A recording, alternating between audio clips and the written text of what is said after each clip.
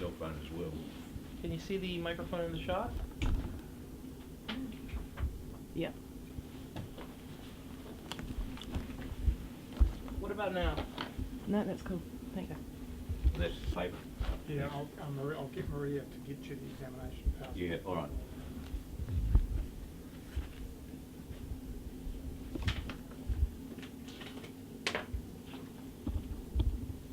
I think we don't want that there in the back shot either.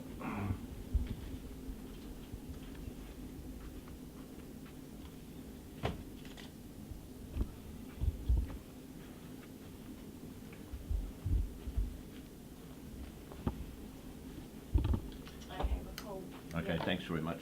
You take the cell phone and then answer it if it goes, and take messages, could you? Yep, I'll yep. close the door so that we don't get ruffled by the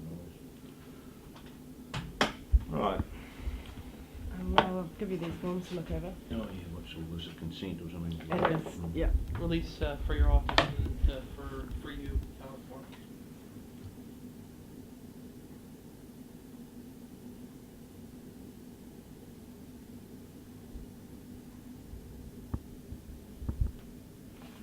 What are you going to do with this? Just make a documentary? Basically, the first thing that we were going to do is, because this is such a big thing, we've got a lot of people who were involved in MMP. We thought about taking a copy of the full archive and giving the New Zealand Film Film Archive. But I think our plan right now is to edit 2 documentaries, a 60-minute one for New Zealand and a 90-minute one for America. Oh, good on you. As for distribution, it's still independent, so we don't have any fixed plans. No, that's all right. Hoping for PBS and. Oh yeah. Yeah. I'm hoping for ITVS as well, but I think that might be a little bit ambitious, but we'll see how it goes. What's the date today? The 7th. Oh. 12th. All right. Thank you very much. Oh, there's actually 2 here. Oh. That's the talent release. Or is that the location release? Just the signature's fine. If you don't want to fill in the rest of the details, we can do those. I'll just sign it. Where is it? Second That on the me? line. Yep. Okay. Yeah. Okay. I also have to give you $1. Yo, US and, forget that. You probably I have got it. Yeah. We'll give it to charity. Yeah. Now, could I ask you to slide roll your chair that way? That way. Thank you. Let me move back here. Close to the camera. When you look at me, you look pretty close to where the camera is. Okay, so I look towards the camera, but really eye contact with you. Is that best? Yeah, that's exactly right. Yep. Okay.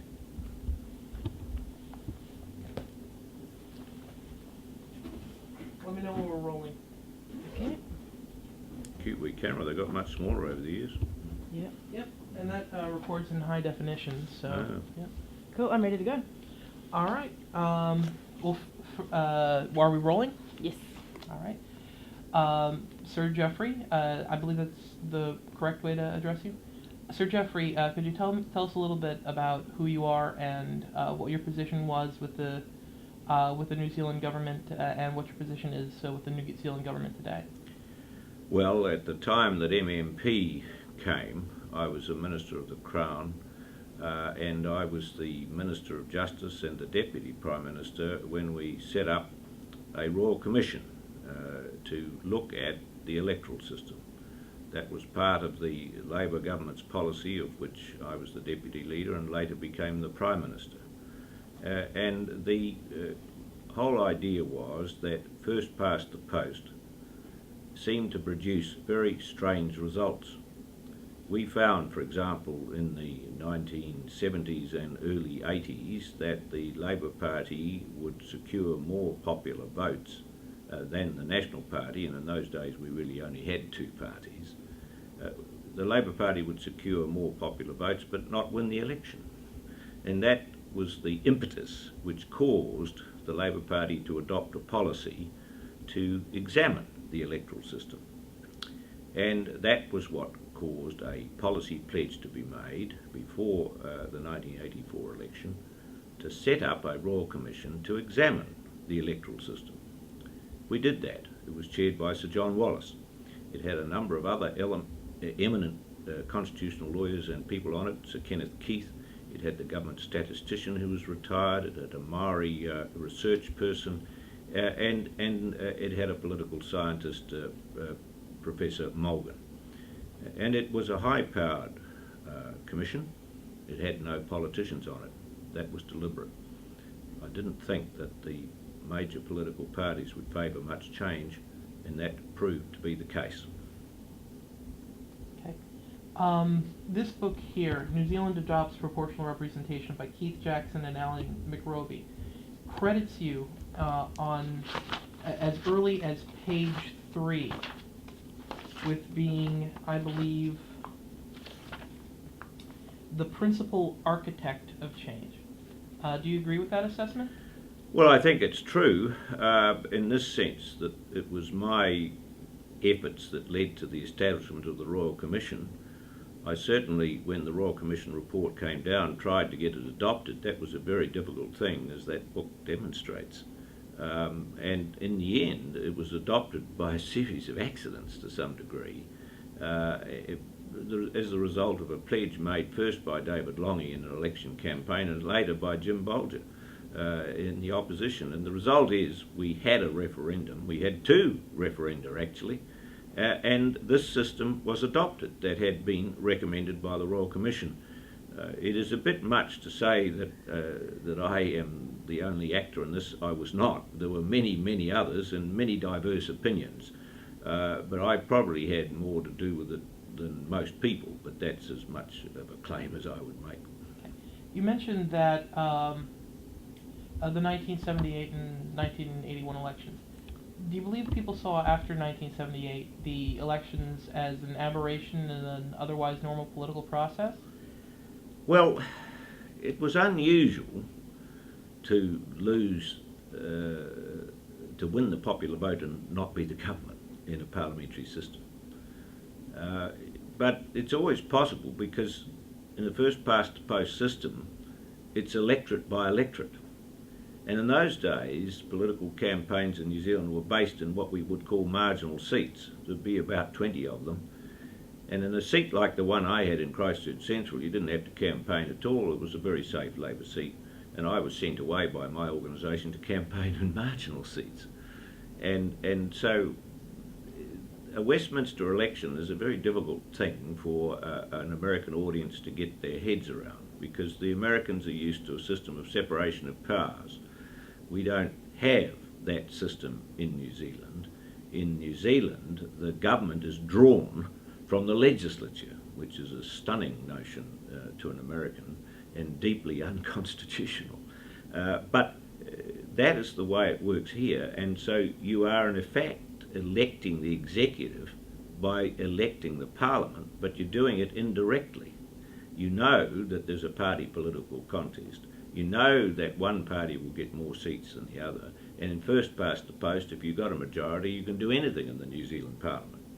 You just have to remember that in New Zealand that there are no checks and balances, or there weren't before MMP. There is no upper house in New Zealand.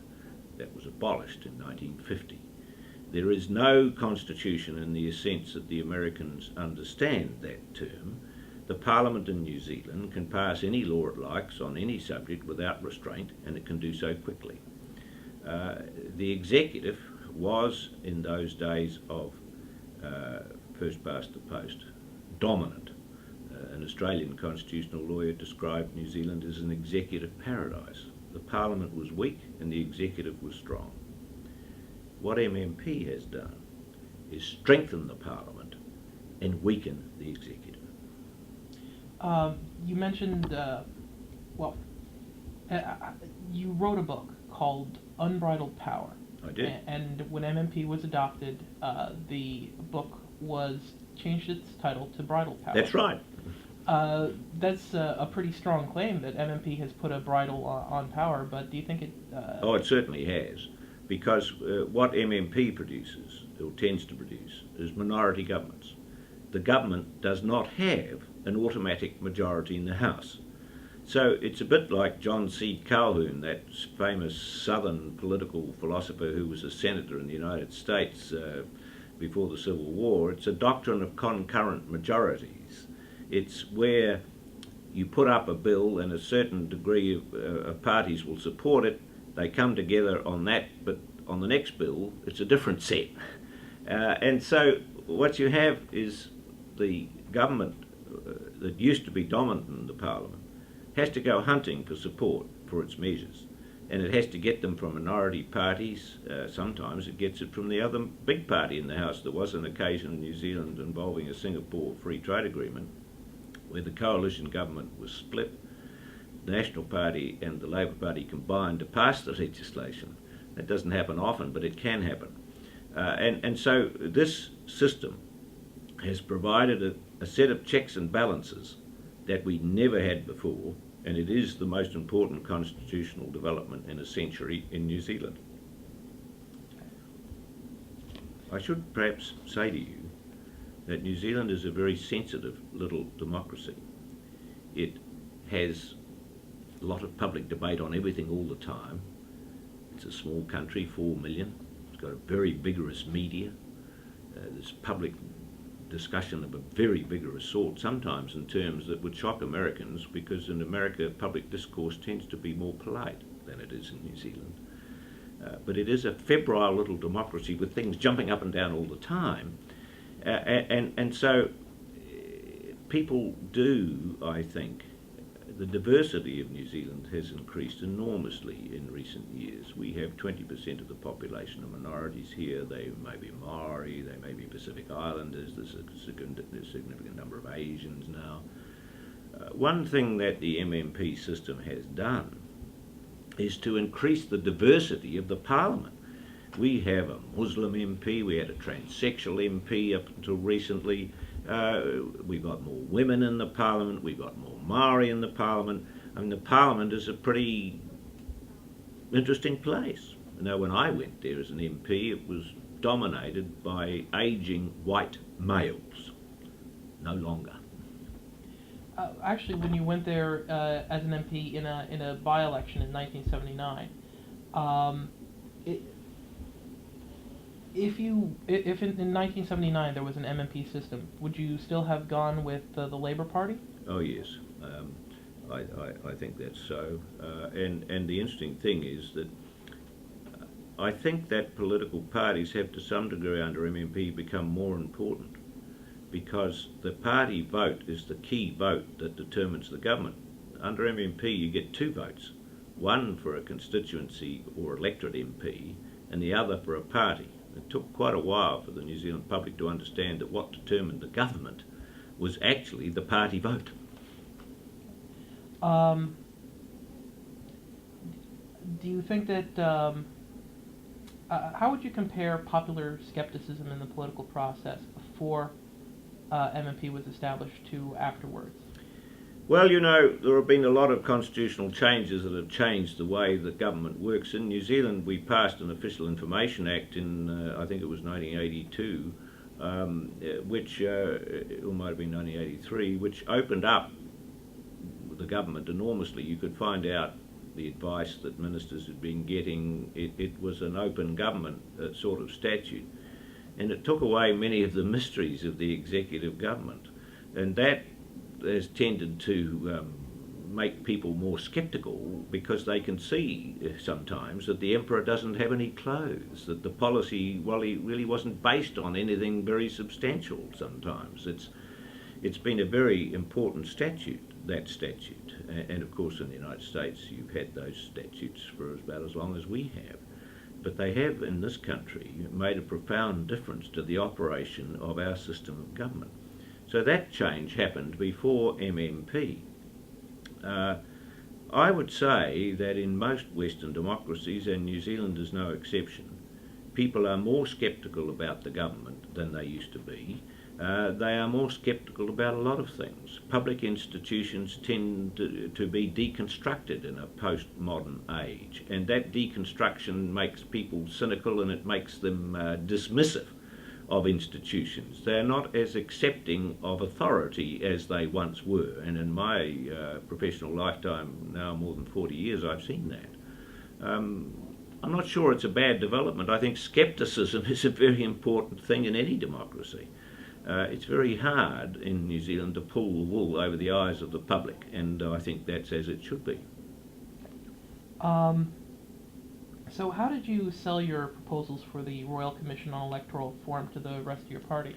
Well, that was relatively easy because it was part of the election manifesto, and it was part of the policy that was announced before the election, and it was described in some particularity in that policy, and the result of it was that you can see that it was followed, and so when you're persuading a cabinet about that, it's relatively easy to point to the fact that you made a promise about it, and you should honour the promise. We did honour it. There was quite a lot of discussion about who should be on the Royal Commission, and there was a lot of argument about that, and there was an effort to put politicians on it that I resisted.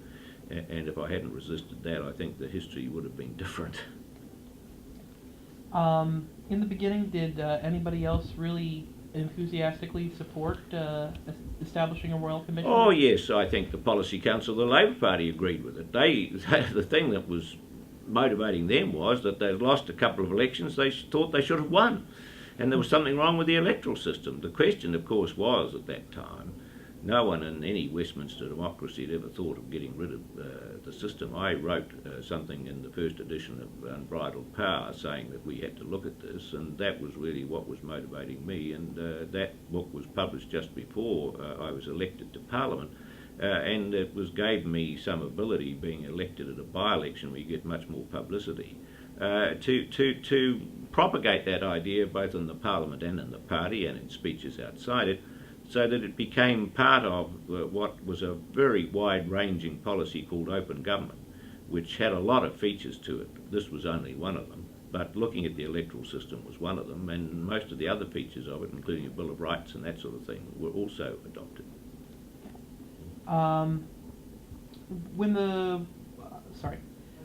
What did the Royal Commission consider the criteria for an equitable and effective electoral system?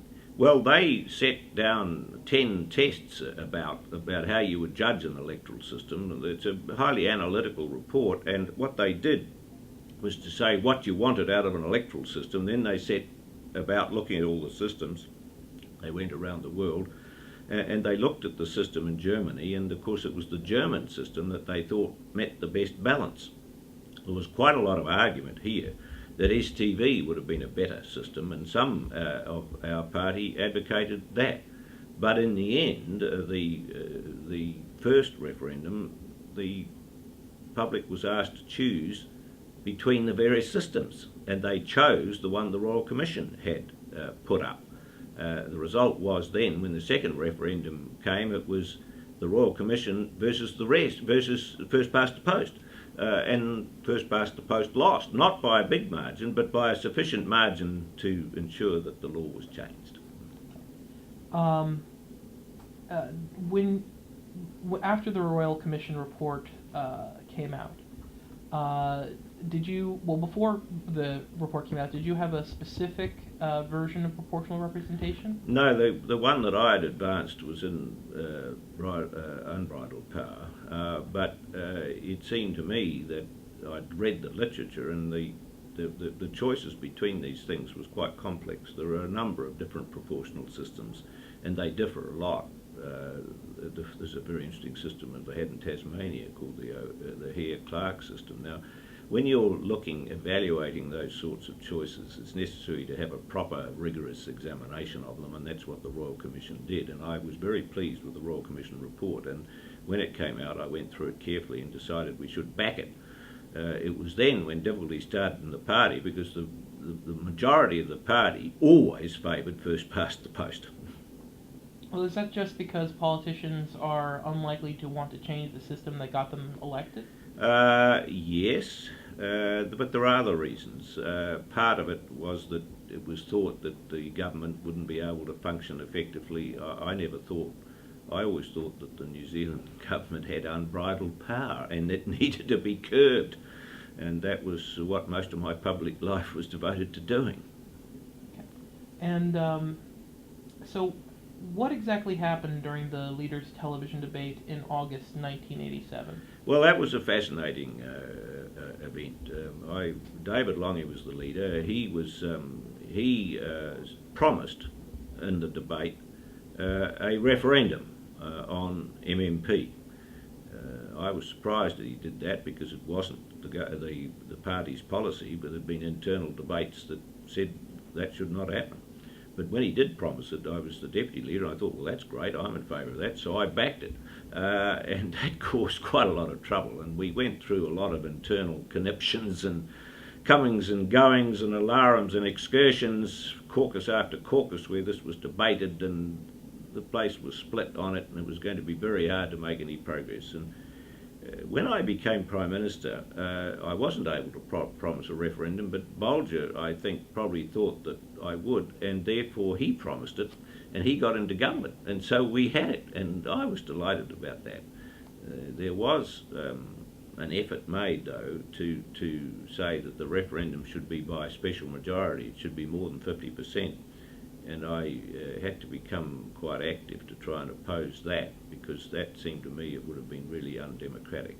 There was a tremendous amount of money spent trying to oppose the introduction of this system by the big business organisations in New Zealand, and fortunately they lost. Why do you think big business opposed it? I think big business would find it much harder to get their policy preferences adopted, because many of the business policy preferences are not really very acceptable to the majority of people. And it's easier in a first-past-the-post system. If you can get the government on side, you win everything. That's the characteristic of a first-past-the-post Westminster system. It's much less susceptible to pressures than MMP, but when you win big. And by donations and other sorts of techniques like that, I think the business community felt that they would be better off with first past the post. There'd be more decisive government, there would be less trimming of the sails, and there would be, therefore, from their point of view, it would be better. Now, of course, I think myself that MMP is much more democratic than first past the post, because the people's preferences are translated into Parliament in a very direct way.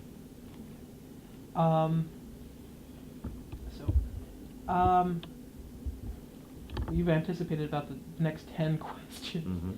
Mm-hmm.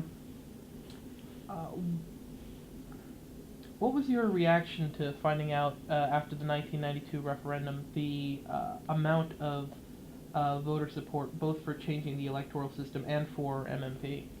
I thought that was a good sign, and I wrote a book called New Zealand's Constitution in Crisis, which was designed actually to persuade educated readers that the MMP system was best. It reviewed a whole lot of characteristics of the New Zealand Constitution and argued that really we had to change the electoral system, and my greatest contribution to those changes was writing that book to try and persuade people that that's what should happen. And were there any precedents to rely on in the switch to MMP when that finally occurred? No, it was a very big disruption to the New Zealand system of government. Very hard for the public servants to get their minds around this, very hard for the Parliament to think about how these standing orders would need to be changed, but the government system got its head around these changes quite quickly. The New Zealand system of government was not impaired by this, it continued to function effectively. The standing orders of the Parliament were changed, and there was a very good study done by the Standing Orders Committee in order to work out how a proportional system should be reflected in the rules that govern the Parliament, and we've had no trouble forming governments. The first MMP government took, 7 or 8 weeks, and we've never taken as long to do a government again, and we were on a learning curve then, but those sorts of negotiations are not unusual in Europe, which has a very lot of proportional systems. There was some apprehension that the Governor-General might have to intervene, but he hasn't had to, and the Governor-General made a very clear, then Governor-General Sir Michael Hardy-Boys made a very clear set of, laid down in a series of speeches, how Government House would approach this, and said essentially The forming of a government is for the politicians. They have to do that in the shadow of what the numbers are in the Parliament, but they have to do it. The Governor-General is not elected and he isn't going to do it. And I thought that was a very good message to give, and it was very effective, and it was followed. So we've had no instability. People predicted there would be instability, there would be early elections, there would be end of life as we know it. The doomsday scenario hasn't happened, and any proper analysis would never have thought that it could, and it didn't. Do you think MMP has been effective in slowing down the system of government? Oh yes, very much. Some people said it would cripple it. Some people said you wouldn't be able to do any policy initiatives. Well, that's not true. It's clear that important policy initiatives can be done and have been done. It's harder to get them through. You have to argue harder. You have to get more levels of support. You have to explain yourself better. That seems to me highly democratic. You don't want important laws rammed through the House under urgency at the dead of night, which used to happen. And do you think MMP has made politicians more accountable to the public? Yes, I do. I think that that there's a lot more public scrutiny of their activities, and of course there are a lot more points of view. It's hard to explain to an American audience how tight the New Zealand party system used to be. You had a system of whips, and you were obliged, if you were a member of a party, to vote for every measure that came through the House in accordance with the decision of your caucus. You weren't allowed to vote against it. If people voted against their party, that was a matter of enormous political importance that got tremendous headlines, and that applied to the dog catchers bill, or the most trivial of matters. Now, that's no longer the case, in the sense that there are 8 parties represented in the New Zealand Parliament now, as well as an independent. And they all have different points of view, and they all express them, and they vote in ways that they think they should vote. Of course, each party votes in accordance with its own precepts, but there are 8 parties. And so the artificiality of the New Zealand Parliament when I first went there, that there were only 2 views on everything, is entirely broken down. And in a modern democracy, that had to happen sooner or later. Let's see. How much influence do minor parties have in MMP? They have quite a lot of influence, because the way in which the government is organised is this, that you can have a coalition. Now, the first time we had MMP election, they organised a majority coalition, and so that government could behave very much in the same way as a first-past-the-post government, because they had the numbers in the House. But there were internal tensions developed in that coalition, and it split apart, and that will happen in a majority coalition like that. Since then, we've we've had entirely minority governments, in which the government has its core support, it has confidence in supply agreements with other parties, so it won't be brought down. The only way you can bring down a Westminster government in a parliament is a vote of no confidence. That arises about 8 times a year. You've got to get supply and that sort of thing. You've got to have money. You can't run the government without it. If you don't have it, you've got to go. So the result is that we don't have early elections because there are confidence and supply agreements. But on any given bill, the parties in those confidence and supply agreements don't have to vote for the government. They only have to vote for them on confidence and supply. So you've got a stability of the government worked through, but you've got a diversity of views about which measures should be passed. You never had that before in New Zealand. If you had a majority, you could do anything. Would you say that the influence that the minor parties have is proportional to their numbers? It depends on the issue, and it depends on the circumstances, and it depends on the level of public support they have. It depends on a whole range of factors. Some people have said, oh, this is a terrible system because the tail wags the dog. That is to say, the small parties have an influence disproportionate to their numbers. That isn't true. The small parties in the MMP elections we have been seriously suffered from electoral defeat. Their numbers have been drastically reduced compared with those of the major parties. Where they have misbehaved, New Zealand First at one point had 17 members. It's now down to many less.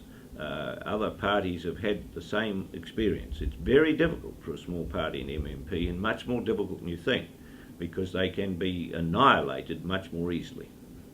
That brings us to the 5% threshold. What are your opinions on that? I think that the threshold is fine. The only change that I would make to it is the one that Sir John Wallace recommended in a speech he made after the system had been implemented. The one thing that he would change, he said, was the fact that a party that got an electorate seat should not get any more seats. And I think that would be a good change, but that's not a very big change. Do you think that the major parties have changed in that they're less big tent, broad spectrum parties under MMP than they were before? I don't know that that has happened to any great degree. The party that seems to me to have carved out the best political profile for itself of the smaller parties has been the Green Party, because that is heavily a policy party. Winston Peters' New Zealand First Party has been quite successful because he is a charismatic and well-known politician, but it seems to me that it depends more on his personality than it does upon policy.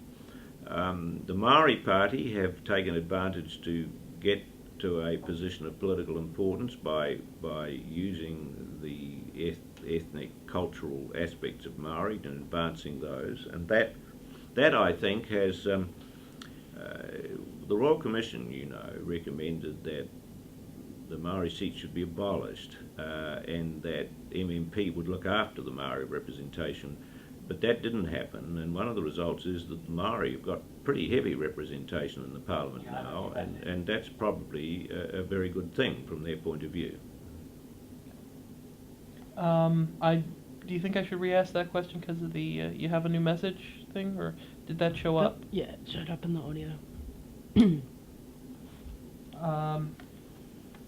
Could you just repeat what you were saying about Maori representation? The Royal Commission recommended that the Maori seats should be abolished, that it wasn't necessary to have them under MMP because there would be adequate representation. But the Parliament decided that you couldn't abolish the Maori seats until the Maori community thought that that should happen, and so it didn't happen. The result of it is that Maori are very heavily represented in the New Zealand Parliament, and that's probably a very good thing for a minority of that sort. Do you think when people vote in MMP on their party vote, that they're voting more for the policies in the party or more for the people in the party? I think neither or both. In a sense, a general election is a very broad judgment about whether you're happy with the government or whether you aren't, and that's still the case. Many people tactically vote under MMP. It's very interesting the degree to which people switch their allegiances with their two votes. In an electorate like Nelson, for example, they will vote heavily for the National Party constituency MP, and then a majority of them will vote for Labour on the party vote. That's happened there. And so you get people thinking carefully, well, I like this MP and I want strong local representation, but I want a government of a different sort. So the voters never underestimate the intelligence of the voter, and the voters are always right. Speaking of which, do you think that there's been more courting of people from all electoral districts, not just the ones in the marginal seats? Yes, well, of course, the marginal seat idea has sort of disappeared now. It used to dominate campaigns, dominate political thinking, dominate polling. It's all gone, and that's great. Okay. Now, speaking about Dr. Donald Brash in particular, although I could probably, if I did the research, find a few more people. He came in as a list MP, yes, very high on the list. Yes. He had not been elected. He would have not been likely to win a seat if he was. Well, he would have been. He could have won a seat if he'd been put in a safe seat. There were still plenty of those around. Well, What do you think, though, of celebrity MPs, if you will, that are placed on the spot where they're basically going to be guaranteed membership in Parliament? Well, there are some attractions in that. It's very hard to get highly qualified people to go into Parliament. The material rewards are not all that great compared with the professions, and there are political risks in it, and there's a terrific amount of hard work. It's not an attractive career option. If you're going to get people of real talent and ability to enter the political system, certainly MMP assists that, because it allows someone like Dr. Brash to get a list, a high list, and to accept it, knowing that he's going to get elected. If you go the other route, heaven knows what can happen to you. You have to serve a long political apprenticeship, and that isn't really a good thing in some ways. If you want really talented people, it is a good thing in other ways, because you know the political process, you know the workings of the political party. But if you want top people in government, the list is a better way to go. It's not, I wouldn't put it celebrity, I'd put it people of accomplishment who want to do good things. Celebrities are not often in that category. Okay. Labour has been in power after three of the four. Well, a Labour-led government has been in power after three of the four elections in MMP. But before that, going back to 1949, they haven't been in power that often. That's right. Do you think that MMP has changed the game so much that, well, basically, how do you explain that? I explain it on the basis they had a better political grip of how to make negotiations with other parties. I think it's the culture of first past the post was pretty slow to die, and you had to understand two things: that the party vote was what mattered, and that you had to make friends with other parties in order to get your policies through. And my view is that the Labor Party was better at its political management in that respect of MMP than National. I don't think it results from any sort of inbuilt advantage for Labor in this. There isn't. It depends on how good you are at the politics of it. And do you think that you taught in the United States at the University of Iowa. And the University of Virginia. Oh, I didn't know. I probably should have, but basically you've been to the United States, you've talked with a lot of smart people, taught a lot of smart people. What is the American attitude towards electoral reform? It is uniformly negative as far as I can see. When I used to teach comparative constitutional law in America, I could never get the students to agree with a number of propositions. I used to cite the case in Nebraska where there's a single house, as there is in New Zealand. No one in America would ever agree with me in the class that they should have a single house, and they used to poke fun at Nebraska, which I didn't think was fair at all. After all, if the federal system allows states to be laboratories of experiment, you should try that sort of thing and see what works. It doesn't seem to me that the governance of Nebraska is any better or any worse than anywhere else, and it's probably cheaper if you only have one house. Now, the question of proportional representation, there have been various advocates of it in the United States, and they've been reviled. And it's just not on the political radar in the United States as far as I can see, and I've made a number of speeches about it at law schools and various other places in America, and America is a very hard place to reform. They don't go in for it. The Founding Fathers made it very hard to change very much in the United States, and that's the way the Americans like it.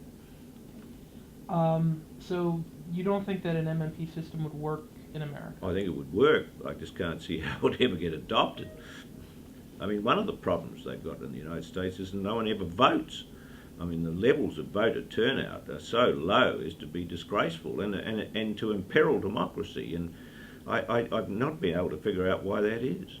Well, I was going to ask you if you thought that maybe it was because people don't feel served by the first-past-the-post system in the two major parties. Well, it's hard to know. I mean, you would have thought that if you got a chance... One of the things about America is that because of the separation of powers, it's not clear who the government is at any given time. It's not the House of Representatives, it's not the Senate, it's not the President, it's all of them.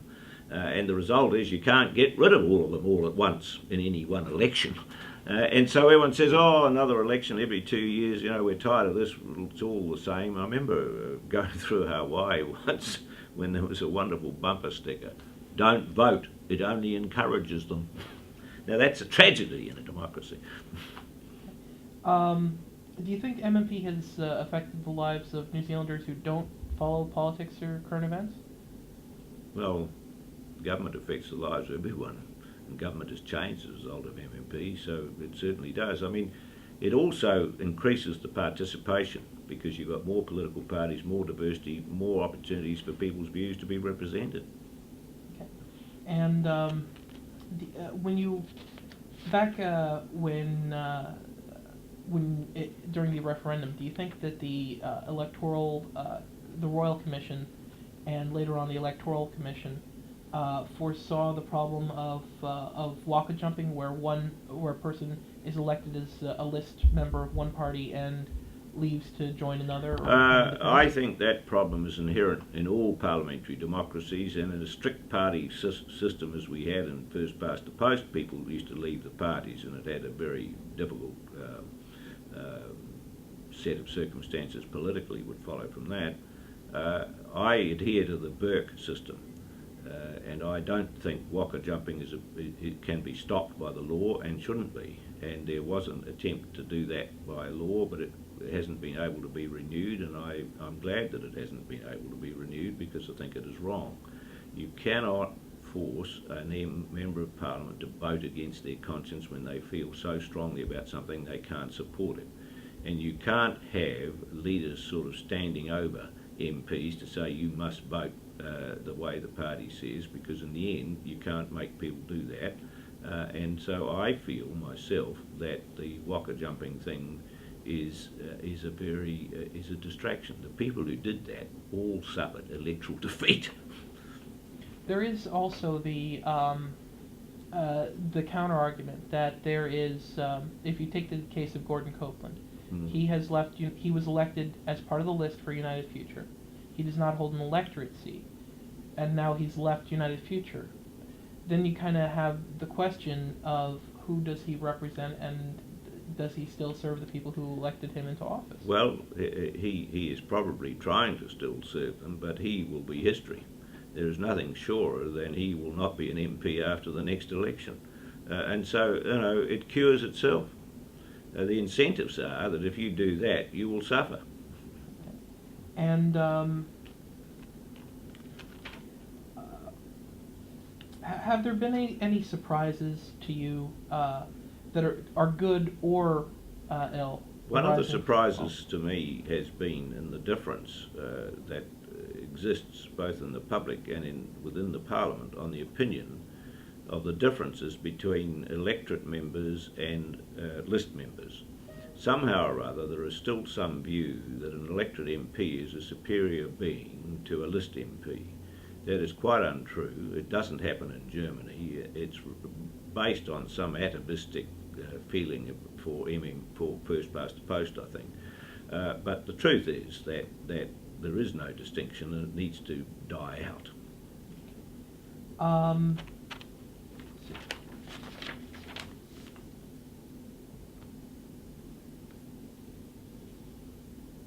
Could you tell me about where you were at some pivotal moments? Like, where were you, and what did you feel when you were first elected in the by-election in 1979?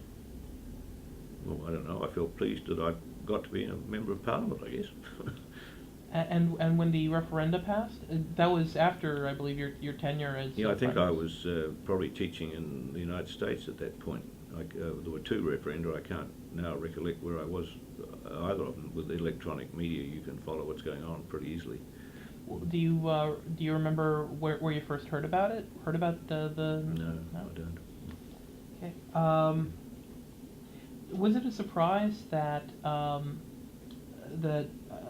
MPs from both parties would join together to start the campaign for First Past the Post? No, that didn't surprise me. I thought that all the senior politicians, virtually, except for me, and perhaps David Cagle, were opposed to any change. And that seemed to me to be sad, but it didn't surprise me. Okay. Now, you were knighted by the Queen, correct? Yeah, What was that for? for services to New Zealand, for being Prime Minister and that sort of thing. And anything specific, or No. it wasn't just for MMP, it was for a lifetime, right? Yeah. Mm. Okay. I think I'm almost done. Helen, can you think of anything? No, you've covered everything then. All right. Is there anything else that you wanted to say? Well, yeah, I think I'd just say this, that New Zealand is a small country. It's relatively easy to change things here compared with big countries. But you have to look at the experience here from this point of view. I think that New Zealand was the first Westminster democracy to adopt a proportional representation system. That does have profound constitutional implications. And while some people probably don't approve of them, I think that it strengthens the democracy, makes it more representative, and therefore more acceptable. Well, thank you. I think. Okay. I think that's it. Righto. Thank you, that was a really great interview. Okay. Good luck with it. Thank you. There was one more thing I wanted to ask you, and it's a bit of a personal Yeah. favor. Would you mind signing my copy? No, not at all. Sorry, it got a bit dog-eared when I No, that's traveled. fine. My son's at Yale writing a book about the Treaty of Waitangi. So he can't sign it. He's not here. Thank you. Right. I'll just take about 5 minutes to pack up. No, that's fine. I'll just go on doing calls here. Thank you, and once again, sorry for the interruption into your day. No, that's fine. The president of the Law Commission is quite a busy job.